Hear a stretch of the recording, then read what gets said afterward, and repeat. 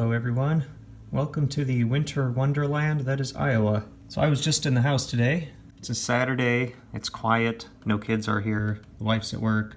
So I was cleaning up around the house, and like I tend to do when I'm cleaning the house, I like to put on some music. Never showed you my stereo before, but I've got some of the ever controversial Bose 901s, a couple Pioneers. I don't remember the exact number, but they got the 15-inch woofers. My dad's old TIAC reel-to-reel. Those Pioneers were also my dad's. Pioneer direct drive turntable, PL518. Cheap little Sony 5-disc changer. I just picked that up in an auction, I think for $5 or $10. And it works, does the job. My beautiful Marantz 2230, which I have relamped and plan to do a capacitor swap in the near future. Bluetooth thing, not pretty, but the wife likes to use it. And the whole point of this is my Sony TC-WE435 dual cassette deck. Planning on rocking one of my favorite albums here, and was not having much luck. I bought this cassette player brand new in about 2001. Anyway, it's getting close to being 20 years old. It's never had any problems because I bought it brand new.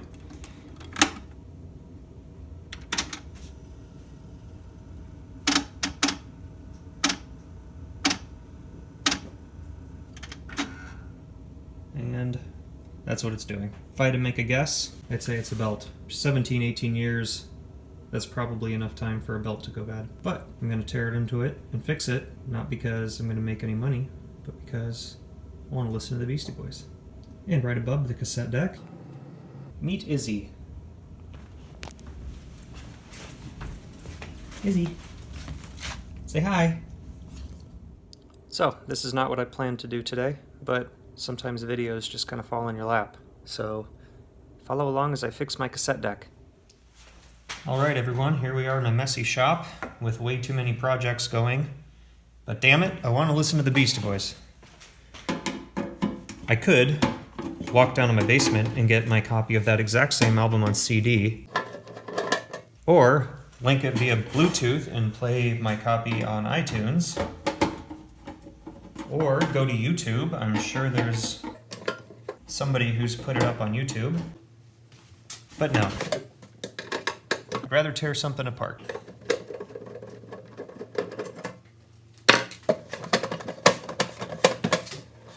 Five screws and we're in. I've never had this apart before. Looks pretty spotless. Alright, I'm gonna get this positioned so you can see the belts. Alright, shameless plug for my old band. Pick one of these up today, except they're not available. This was just at the beginning of the cassette tape rebirth, when everybody was putting out cassettes. We did it first.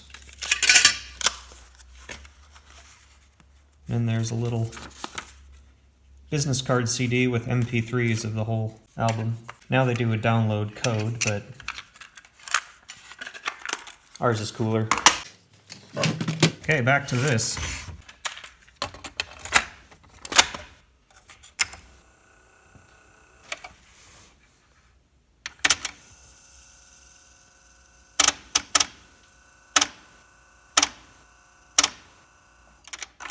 Well, alrighty then. Probably haven't used this in a couple of years.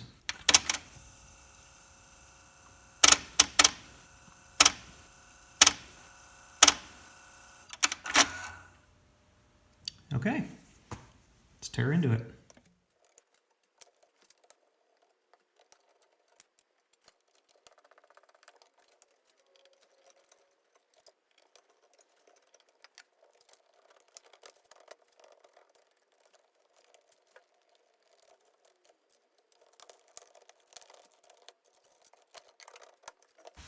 Alright, pro tip, there's a screw on the underside. One for each deck. There's not a lot of room. Finally.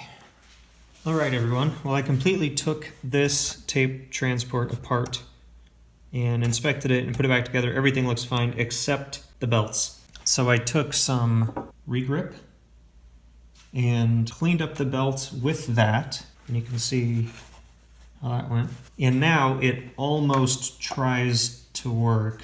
I will show you here. And there it's slipping. If I give it a little jump start, it gets a little farther. Might actually be playing right now. So clearly the problem is the belts. So I'm gonna have to order some belts. Nothing can be easy. So I'll get some ordered and bring you back then. See you in a week. All right, we are now back to the Sony cassette deck. I ordered up some belts from this guy. And I was doing some experimenting to find a way to not have to remove the deck and everything just because it's kind of a pain. I took the front cover off and laid it down flat just for filming purposes, but you could do this same method with it still installed if you've got tweezers and patience. So these are still the old belts, and this one is captive, but you can bend the motor back just enough to slide the belt through this plastic post under here. And I will do that right now. It helps to get it eye level. Of course, to get it out, you could just cut it too, but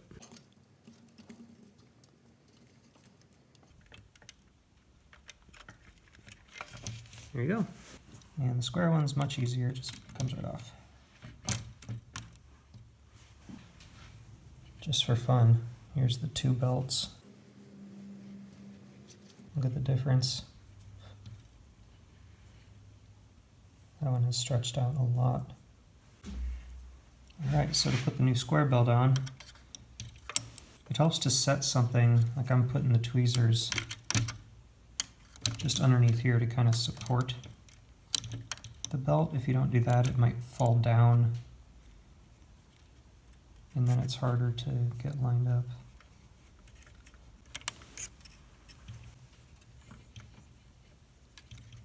Okay, so this is the post I'm talking about.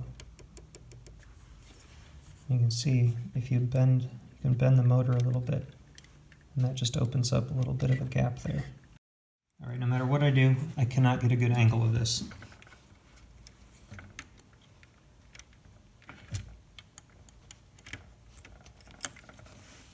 And there you go.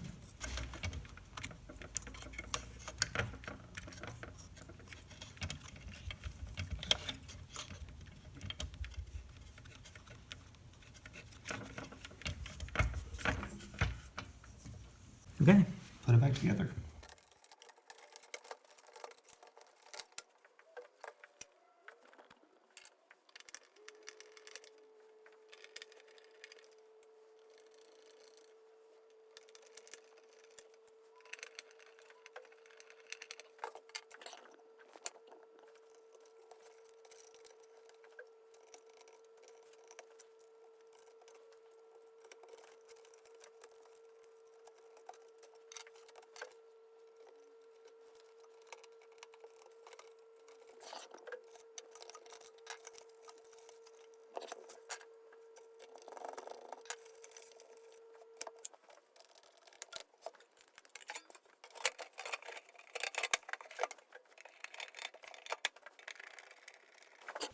Apparently they were too cheap to put a screw in that hole, so they just put one in the middle.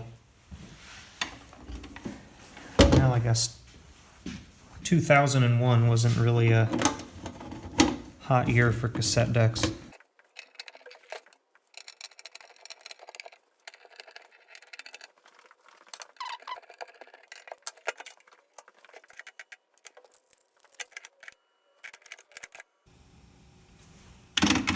We have a success.